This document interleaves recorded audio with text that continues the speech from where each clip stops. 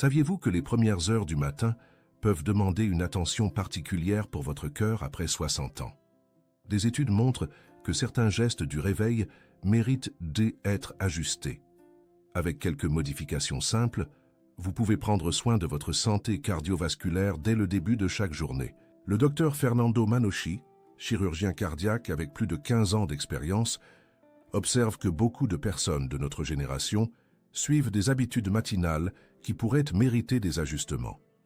Les recherches de l'Institut national du cœur des États-Unis indiquent que les premières heures du matin demandent une attention spéciale. Pendant la nuit, notre corps entre en repos profond. Au réveil, plusieurs changements se produisent. Notre cœur bat plus vite, notre pression artérielle augmente et notre corps se prépare pour la journée. Pour les personnes de plus de 55 ans, cette transition peut nécessiter quelques précautions simples mais importantes pour le bien-être cardiovasculaire. Quelles sont les habitudes du matin qui méritent notre attention? Comment notre corps réagit-il pendant ces premières minutes après le réveil? Quels gestes simples pouvons-nous adopter pour commencer la journée de façon plus douce? Existe-t-il un rituel matinal qui pourrait nous aider? Restez avec nous pour découvrir les réponses. Nous allons partager des informations qui peuvent faire une différence dans votre quotidien. N'oubliez pas de vous abonner à notre chaîne et d'activer les notifications. Dites-nous dans les commentaires de quel pays vous nous regardez. Comprenons ce qui se passe dans notre corps pendant ces premières heures. Imaginez votre corps comme une maison qui se réveille après une longue nuit. Pendant que nous dormons, notre rythme cardiaque ralentit et notre pression artérielle diminue. Mais au réveil, c'est comme si quelqu'un allumait toutes les lumières en même temps. Notre corps libère le cortisol, une hormone qui agit comme un signal d'alarme naturel. Cette hormone fait battre notre cœur plus vite et resserre nos vaisseaux sanguins. Notre système nerveux se réveille et prépare notre corps à l'action. Le troisième élément, c'est qu'après 7 ou 8 heures sans boire d'eau, notre sang devient naturellement plus épais, un peu comme du miel. Notre cœur doit travailler plus fort pour faire circuler le sang. Pour les personnes de notre âge, surtout si nous avons des soucis de santé ou prenons certains médicaments, ces changements peuvent demander une attention particulière. Des recherches montrent que certains événements cardiaques se produisent plus fréquemment pendant ces premières heures, particulièrement chez les personnes de plus de 60 ans. Ce n'est pas pour alarmer, mais pour informer que quelques ajustements simples peuvent vraiment aider notre cœur à gérer cette transition. Maintenant, voyons les habitudes qui méritent notre attention. Habitude numéro 1. Prendre une douche très froide immédiatement après le réveil. L'eau froide a certains avantages. Cependant, pour notre cœur, surtout le matin et après 60 ans, l'eau très froide peut créer une situation qui demande beaucoup d'efforts. Quand l'eau très froide touche notre peau, notre corps resserre tous les petits vaisseaux sanguins pour conserver la chaleur. Tout le sang se retrouve dans les vaisseaux plus profonds et les organes internes. Imaginez un tuyau d'arrosage. Si vous pincez l'extrémité, la pression augmente partout. C'est exactement ce qui se passe dans notre corps. La pression artérielle peut augmenter de 20 à 30 points en quelques secondes. Pour un cœur qui se réveille et travaille déjà plus fort, cette augmentation soudaine peut représenter un effort important. Des études montrent que l'eau très froide peut affecter le rythme du cœur chez certaines personnes. Ce n'est pas pour dire que l'eau froide est interdite. Beaucoup de personnes prennent des douches froides sans problème. Mais le matin, notre cœur est dans une phase de transition délicate.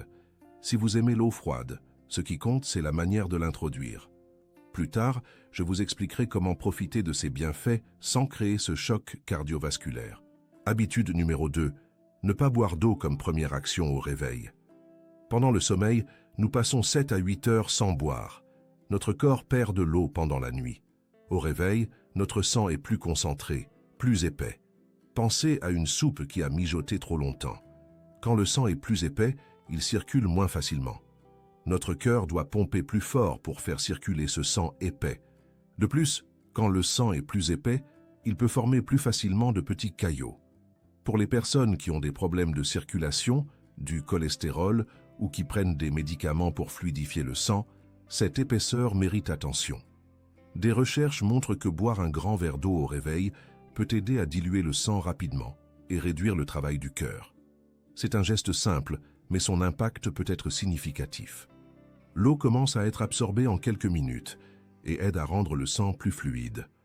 Certaines personnes disent qu'elles n'ont pas soif au réveil.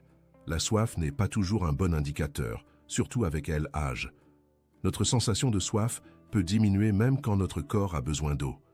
Boire de l'eau au réveil devrait être une habitude. Un simple verre d'eau à température ambiante, bu tranquillement encore assis au bord du lit, peut faire une différence importante. Habitude numéro 3. Se lever brusquement du lit. C'est l'habitude la plus courante et celle dont on parle le moins. Le réveil sonne, nous nous levons d'un coup. Parfois, nous ressentons un vertige, une sensation bizarre. Nous pensons que c'est normal. Mais c'est le signal que notre corps nous envoie pour dire que nous sommes allés trop vite. Quand nous sommes allongés, notre sang se distribue de façon équilibrée. Notre cœur n'a pas besoin de pomper très fort. Mais quand nous nous levons soudainement, la gravité entre en jeu. Environ 1 litre de sang descend rapidement vers nos jambes et notre abdomen. Notre cœur doit immédiatement pomper plus fort pour envoyer suffisamment de sang vers notre cerveau. Normalement, notre corps a des mécanismes pour gérer ce changement. Mais le matin, quand notre corps vient de se réveiller, la réaction peut être trop lente. Résultat, pendant quelques secondes, notre cerveau reçoit moins de sang et moins d'oxygène. C'est ce qui cause le vertige. Pour les personnes de notre âge, ce phénomène peut être plus marqué. Nos vaisseaux peuvent être moins flexibles. Notre cœur peut mettre plus de temps à accélérer. Ce vertige peut nous faire perdre l'équilibre et causer une chute.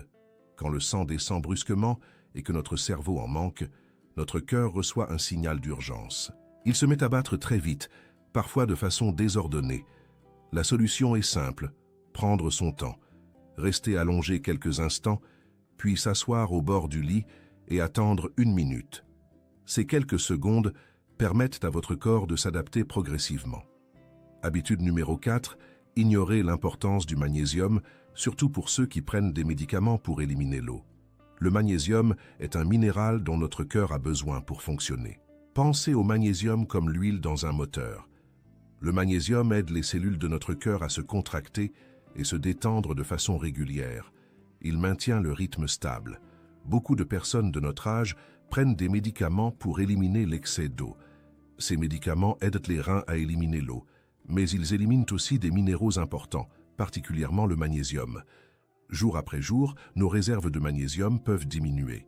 Le problème, c'est que cette diminution est silencieuse. Nous ne la sentons pas directement, mais nos cellules cardiaques commencent à fonctionner de façon moins stable.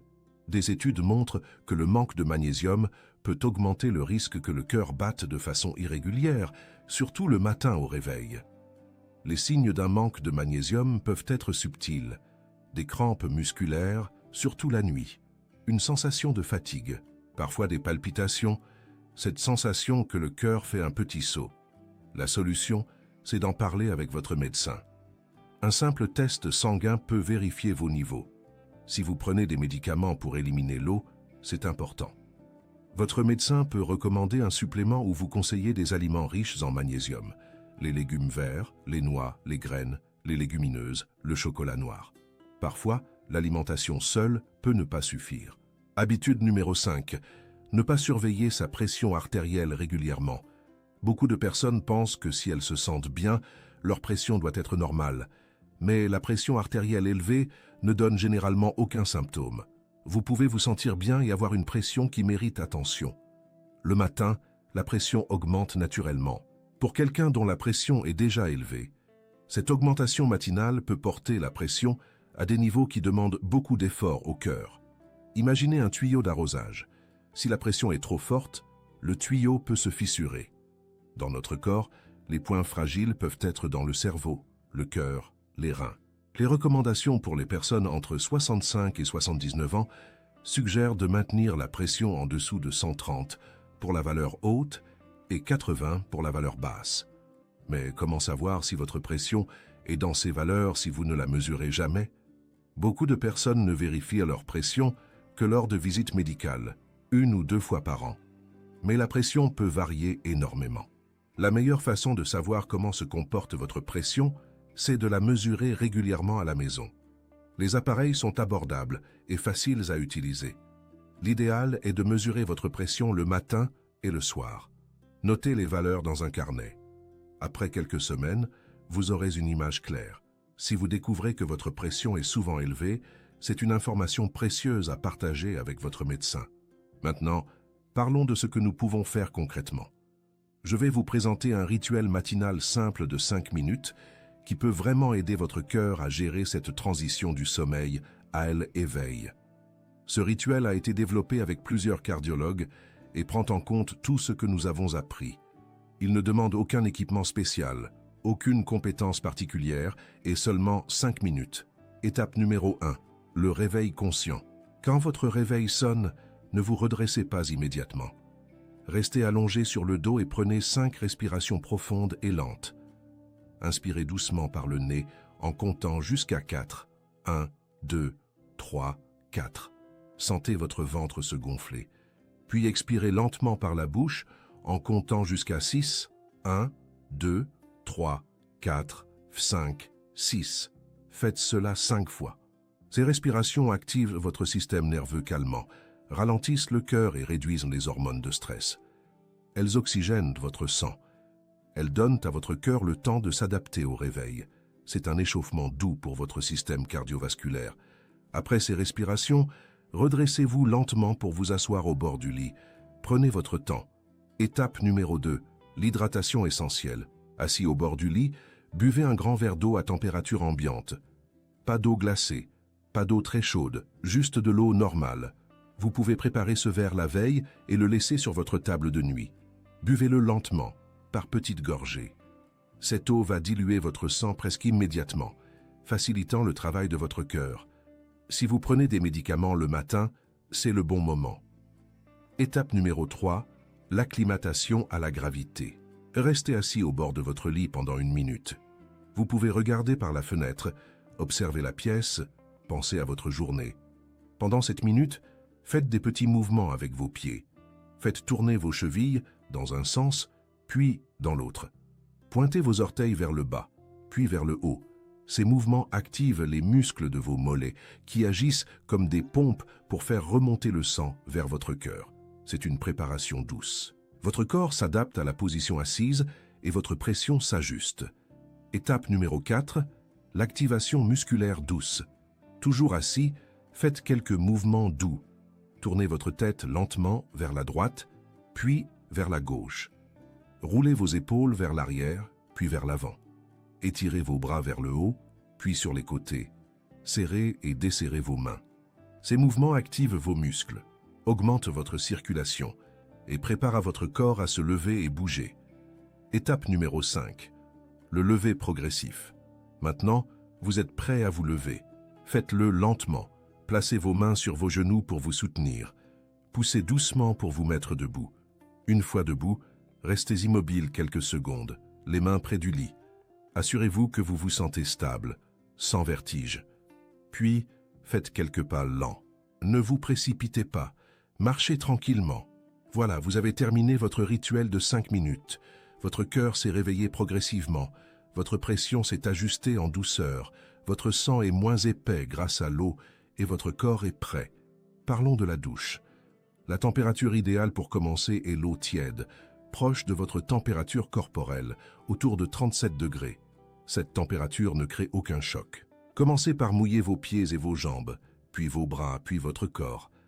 Si vous voulez profiter des bienfaits de l'eau froide, comme améliorer la circulation, faites-le à la fin. Réduisez progressivement la température. Ne passez pas brusquement du chaud au glacé. Diminuez petit à petit, sur 1 ou 2 minutes. Quand l'eau devient fraîche, dirigez-la d'abord vers vos pieds et vos jambes. Laissez-les s'habituer. Puis, vers vos bras. Enfin, si vous le souhaitez, passez brièvement l'eau fraîche sur votre torse, mais pas un jet direct sur la poitrine. Un passage rapide suffit, 10 à 15 secondes. De cette façon, vous obtenez les bienfaits sans créer le choc cardiovasculaire. Il est important de mentionner quelques points d'attention. Si vous avez déjà eu des problèmes cardiaques, un infarctus, des douleurs à la poitrine ou des rythmes irréguliers, parlez avec votre cardiologue avant de changer vos habitudes. Ces conseils sont généraux et s'adressent à la plupart des personnes, mais votre situation peut nécessiter des ajustements spécifiques.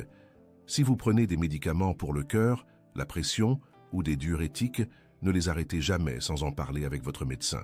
Ces médicaments sont importants. Cependant, vous pouvez discuter de vos niveaux de magnésium. Si vous ressentez des symptômes inhabituels le matin, des douleurs à la poitrine, un essoufflement, des palpitations qui durent, des vertiges sévères, consultez rapidement. N'essayez pas de faire trop de changements en même temps. Commencez par 1 ou 2 éléments, par exemple boire de l'eau et se lever progressivement. Quand ces habitudes sont installées, ajoutez les autres. Construisez progressivement votre routine. Et surtout, soyez patient avec vous-même. Changer des habitudes prend du temps. Merci d'avoir regardé cette vidéo jusqu'au bout. Nous espérons que ces informations vous seront utiles pour prendre soin de votre cœur chaque matin. Si vous avez trouvé cette vidéo intéressante, n'oubliez pas de cliquer sur j'aime. Partagez avec vos amis et votre famille qui pourraient bénéficier de ces conseils. Laissez-nous un commentaire pour nous dire ce que vous pensez. Vous remarquerez que nous avons 2 vidéos à l'écran maintenant. Nous sommes certains que vous apprécierez de continuer à regarder du contenu comme celui-ci. Prenez soin de vous et de votre cœur. Ce contenu est éducatif et ne remplace pas l'avis de votre médecin. Ne modifiez jamais un traitement sans accompagnement professionnel.